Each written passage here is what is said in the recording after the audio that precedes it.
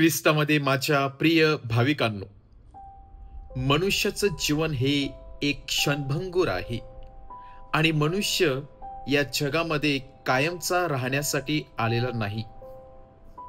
एक ना एक दिवस प्रत्येकाला या जगाचा निरोप घ्यायचा आहे.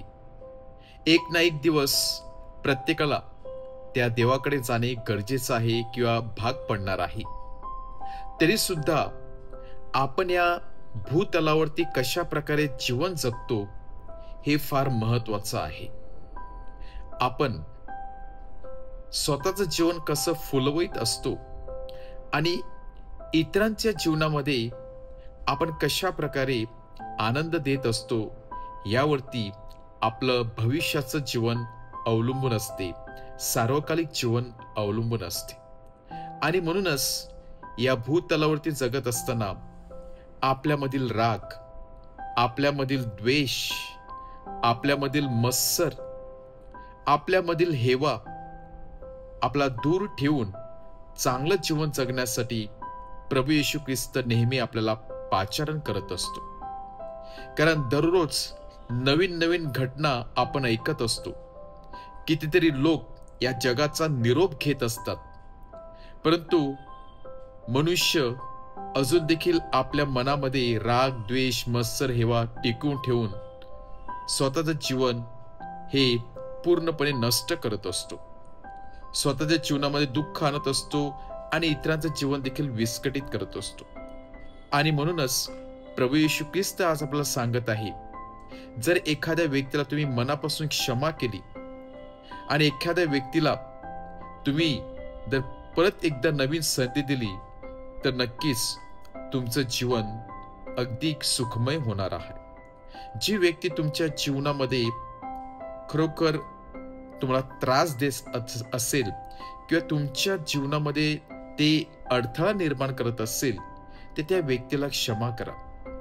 ही गोष्ट फार कठीण आहे, कारण ज्या व्यक्तीने आपल्या जीवनामध्ये विष टाकलेलं आहे, ज्या व्यक्तीने आपल्याला पूर्णपणे आपलं जीवन उद्ध्वस्त करण्यासाठी प्रयत्न केलेला आहे, किंवा जी व्यक्ती नेहमी आपल्या विरुद्ध जाण्याचा प्रयत्न करत असते, त्या व्यक्तीला खरोखरच आपण क्षमा करू शकतो का? आणि प्रभू येशू ख्रिस्त या गोष्टी करण्यासाठी आपला पाचारण करत आहे. कारण क्षमा केल्याने मनुष्य इतरांचंच नाही तर स्वतःच्या जीवनामध्ये एक आमूलाग्र बदल घडून आणत असतो.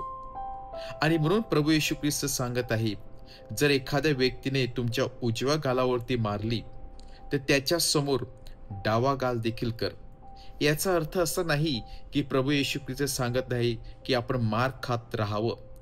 एवढंच प्रभू येशू ख्रिस्ताचं म्हणणं आहे की या उदाहरणाद्वारे आपण जीवनामध्ये इतरांना क्षमा करण्यासाठी तयार असलो पाहिजे. परंतु समोरची व्यक्ती क्षमेस पात्र असेल किंवा इतर समोरची व्यक्ती खरोखर अंतःकरणाने क्षमा मागत असेल तर नक्कीच आपण एक पाऊल पुढे जाऊन त्यांना क्षमा करून नवीन जीवनाला सुरुवात केली पाहिजे. परंतु क्षमा करणे ही साधीसुधी गोष्ट नाही. त्यासाठी अनेक व्यक्तीने वर्ष घालवलेले आहेत. अनेक व्यक्तींना खूप मनन चिंतनची गरज आहे, कारण सहसा क्षमा करणे शक्य नसते. परंतु प्रभू येशू ख्रिस्ताने आपल्या सर्वांना एक सुंदर असा धडा दिलेला आहे. हे बापा, त्यांना क्षमा कर, ते काय करतात तेच त्यांना समजत नाही. हा कानमंत्र देऊन त्याने संपूर्ण जगाचा कायापालट केलेला आहे. आपण देखील आपल्या शत्रूला, आपल्या मनामध्ये असलेल्या व्यक्तीला मनापासून क्षमा करून त्यांना नवीन जीवन जगण्याची संधी दिली पाहिजे. पण त्याचा अर्थ असा नाही की प्रत्येक वेळेला आपण नम्र होऊन दुसऱ्यांचा मार खात राहणे असं नाही. तर जे सत्य आहे, जे योग्य आहे आणि जिथे न्याय आहे तेथेच क्षमा असणे गरजेचं आहे. जिथे न्याय होत नाही आणि फक्त आपण क्षमा करत राहिलो तर लोक कदाचित आपला गैरफायदा देखील घेऊ शकतात. आणि म्हणूनच प्रभू येशू ख्रिस्त जेव्हा म्हणतो की आपण दुसऱ्यांना क्षमा केली पाहिजे, याचा अर्थ असाच की मनातून त्या व्यक्तीला आपण दररोज वाहून नेण्याऐवजी त्या व्यक्तीला मनातून, हृदयातून काढून टाकून आपण सर्वप्रथम स्वतःला क्षमा करण्याचा प्रयत्न केला, स्वतःचं ओझं कमी करण्याचा प्रयत्न करा. म्हणजेच हळूहळू आपण त्या व्यक्तीला देखील क्षमा करत असतो. आणि म्हणून सर्वप्रथम ज्या न दिसणाऱ्या व्यक्तीला आपण मनात, हृदयातून क्षमा न करता इतके दिवस त्याचं ओझं वाहून घेत जात असतो, ती फार फार वाईट गोष्ट असते, ती फार भयंकर गोष्ट असते. आणि त्यामुळे व्यक्तीच्या जीवनामध्ये अनेक अडथळे येत असतात. व्यक्तीला रात्री झोप लागत नाही, व्यक्तीला वेगळ्या प्रकारचे त्रास होत असतात. आणि त्यामुळे प्रभू येशू ख्रिस्त सांगत आहे, क्षमा करताना प्रथम आपल्या मनातून, हृदयातून त्या व्यक्तीला पूर्णपणे काढून टाका, त्याच्याविषयी विचार करणे थांबवा, स्वतःच्या जीवनावरती मनचिंतन करा, लक्ष केंद्रित करा, चांगले जीवन जगण्याचा प्रयत्न करा.